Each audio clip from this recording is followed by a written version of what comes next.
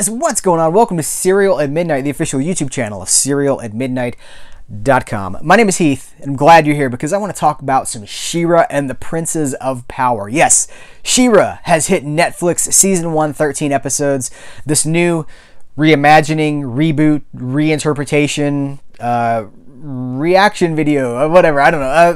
The new She-Ra has hit, and I have not watched the entire season, but I've watched enough to make up my mind about what I think about it. So let's face it, guys, I'm bringing the grown man with a beard perspective, which is, in my opinion, the least valuable of any perspective, but we are also the loudest perspective. And I've seen some really ridiculous objections from the grown man with a beard lobby, and this is maybe a reaction that will, maybe I'll balance some of that out, because here's a spoiler: I like the show. I think it's really good.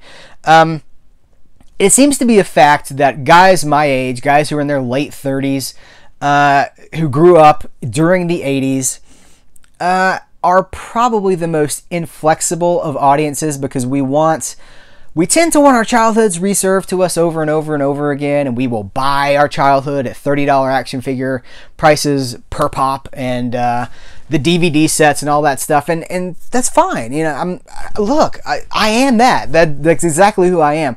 But we also have to remember that time moves on, and it's time for certain things have to be adapted for a new generation. And I think this new She-Ra show really does a good job, more than most, at adapting what is special about the original property and presenting it rewrapped for a new audience, for a younger audience. Because, you know, look at the properties that get reinterpreted all the time. You got G.I. Joe, Transformers, Voltron. There's a new Thundercats on the way. Things like He-Man, things like She-Ra. We can even throw Star Wars in there. These are new things. They're things that we grew up with that are now being marketed to people who aren't us, and I think sometimes it's hard to handle that, and a lot of times that's because they're done with so little love, reverence, affection.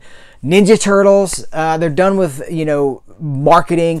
But, you know, here's the thing: those properties were always originally intended as nothing more than marketing vehicles to sell toys, to sell comic books, things like that. And that the writers cared enough about those characters to craft good stories really speaks of those writers. So here we are with She-Ra and the Princes of Power, Season 1. Like I said, I haven't watched the entire season, but I do feel like I've watched enough to give a reaction on it, and I do really like it. I feel like it's done with love and affection for the original series, but with a more modern, updated, honestly appropriate twist, or, you know, not even a twist, the more appropriate take, lens, viewpoint for it. The characters are not, like, all the men are not ridiculously big, like they're just bodybuilding all the time. The women are not, you know, 6'3" with high heels and long legs and all that stuff, which it was fine in the 80s, and I love that. And that's the thing that I do love the original She-Ra show. I have my shrine set up here, and this worked for us at the time, and no one's coming into my house and taking these off my shelf and saying that I can't watch these anymore. But I've tried to show this to my daughter, and she wasn't really interested because it's not something that she connects with. It feels different. It feels of a different time. And the new show really embodies the ideals, the reality of younger people today, not just girls. You know, that was another thing, is that people would always say, well, She-Ra's a girl show.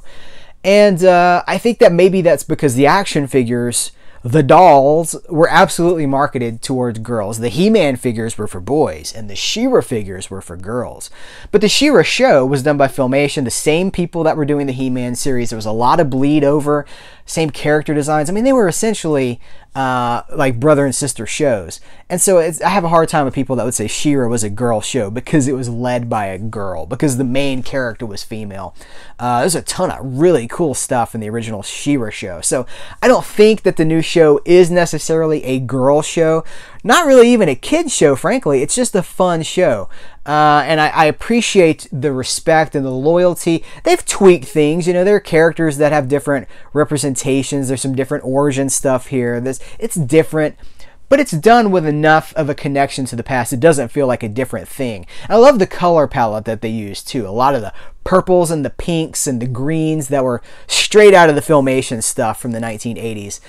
They've really, I think, tried to walk the line between presenting something new for modern audiences and also respecting what has come in the past. And that's more than we can say for a lot of reboots and remakes and reimaginings, which seem to throw the classic fans under the bus. I don't think that She-Ra does that. And I'm seeing complaints that it's very derivative and it's rip-off characters and it's ripping off anime and things like that. And I don't think that there's any basis for that, really, because we're talking about characters and storylines and plots that were basically designed to sell toys way back in the day. And I don't know that we can ever really get away from that. We are talking about like a chosen one and the big ultimate evil and the henchmen of the ultimate evil, things like that. I mean, those are always going to be hero of 1,000 faces kind of stuff. But the show is, I like it. I'm excited about it. Between what Netflix has done with Voltron, which I have not, but I'm not even far into that. I'm only one season into that. But again, what they've done with Voltron, what they're doing with She-Ra, they are taking these classic things that old fanboys like me just love and clutch dearly, and they're presenting them in a shiny new package that makes those things relevant again. And that's exciting because it puts things like Voltron and She-Ra back on the radar in a way that they really haven't been in decades. People are talking about She-Ra again, which is very cool, because when was the last time anybody really had a conversation about She-Ra that wasn't fueled by nostalgia and was relevant about, you know, issues that are going on today? You know, there's political undertones to this series as well. Like, there's a lot of things that I'm picking up on. I'm like, oh, that is very well done. So that's really it. I just wanted to bring some balance to the internet and throw in my grown man with a beard perspective, but I think it's a good show. I'm excited about what the future holds for this property.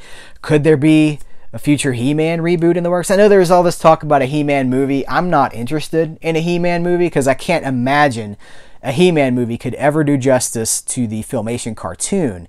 Way too high concept, way too big of a budget. They'd have to make too many sacrifices, as we saw with the Dolph Lundgren movie. You just have to make too many allowances to keep that perspective, to keep that what it is, without, you'd have to change too many things. But I would love to see this style of a He-Man show. Maybe instead of He-Man spinning off into She-Ra, She-Ra could spin off into He-Man. That'd be kind of cool. But that's it. I just wanted to share my first impressions on She-Ra and the Princess of Power Season 1. It's on Netflix right now. So guys, thanks for hanging out and watching this video with me. I do appreciate your time, and I will catch you later.